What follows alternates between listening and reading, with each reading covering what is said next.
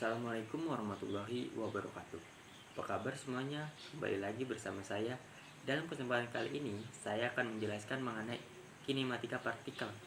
Mungkin di sini sudah ada yang mengetahui kinematika partikel itu apa. Jadi, kinematika partikel adalah cabang mekanika klasik yang mempelajari gerak partikel tanpa memperhitungkan gaya yang menyebabkannya. Sedangkan partikel adalah benda yang memiliki massa dan diasumsikan sebagai titik. Selanjutnya ada konsep kinematika partikel. Yang pertama itu posisi, perpindahan, jarak, kecepatan, dan percepatan.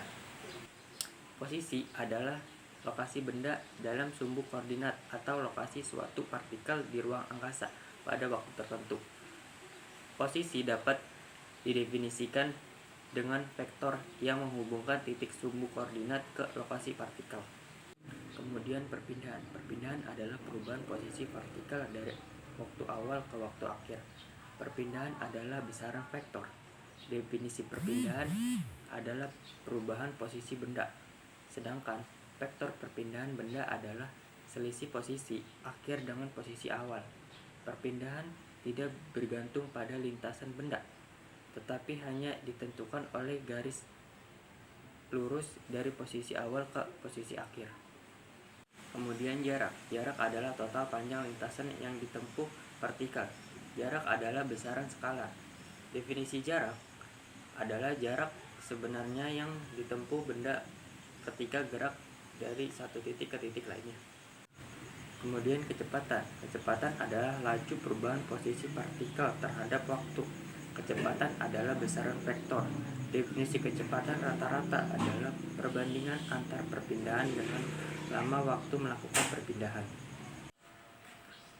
Kemudian ada macam-macam gerak. Yang pertama itu gerak satu dimensi, gerak dua dimensi, dan gerak tiga dimensi.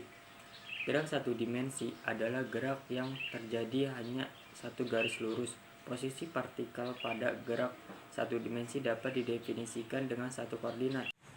Ada dua gerak, yaitu gerak horizontal dan gerak vertikal. Gerak horizontal adalah gerak benda yang terjadi pada garis lurus mendatar tanpa adanya perubahan ketinggian. Artinya, komponen kecepatan vertikal benda sama dengan 0 dan hanya komponen kecepatan horizontal yang berpengaruh pada pergerakannya. Contoh, bola yang menggelinding di atas meja, mobil yang bergerak di jalan, atau pesawat yang meluncur di landasan pacu. Gerak vertikal adalah gerak lurus berubah beraturan atau GLBB. Gerak vertikal dibagi menjadi 3, yaitu gerak vertikal ke bawah, gerak vertikal ke atas, dan gerak jatuh bebas. Gerak vertikal ke bawah adalah gerak benda menuju ke pusat bumi secara vertikal dan memiliki kecepatan awal. Gerak vertikal ke atas adalah gerak benda menjauh permukaan bumi atau meninggalkan bumi.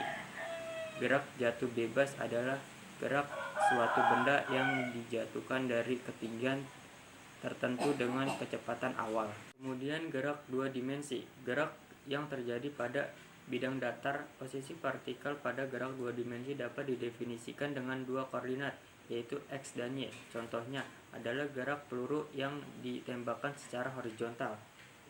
Contoh gerak dua dimensi dapat berupa gerak peluru, gerak melingkar, gerak dalam lintasan elip, dan hiperbola. Ciri gerak dua dimensi adalah lintasan benda selalu berada pada sebuah bidang datar. Posisi benda terdefinisi secara lengkap apabila kita menggunakan dua buah koordinat posisi. Di sini kita gunakan koordinat X dan Y yang saling tegak lurus. Arah sumbu X dan Y dapat kita pilih secara sembarangan asal tegak lurus.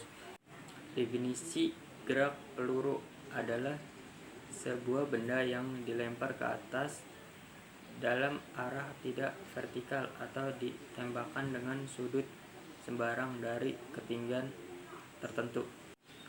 Ciri gerak dalam ruang dua dimensi adalah lintasan benda selalu berada pada sebuah bidang datar. Dengan memahami hukum-hukum gerak peluru, maka sudut penembakan rudal dapat diatur sehingga rudal mengenai sasaran. Arah peluncuran roket dapat ditentukan sehingga roket mencapai posisi yang diinginkan untuk menempatkan satelit pada orbitnya. Gerak tiga dimensi adalah gerak yang terjadi di ruang angkasa. Posisi partikel pada gerak tiga dimensi dapat didefinisikan dengan tiga koordinat, yaitu X, Y, dan Z. Contohnya adalah gerak planet melingkari matahari. Baik, sampai sini saja pembahasan kali ini. Semoga menambah ilmu untuk kita semua. Sekian, terima kasih. Sampai jumpa di pembahasan lainnya. Wassalamualaikum warahmatullahi wabarakatuh.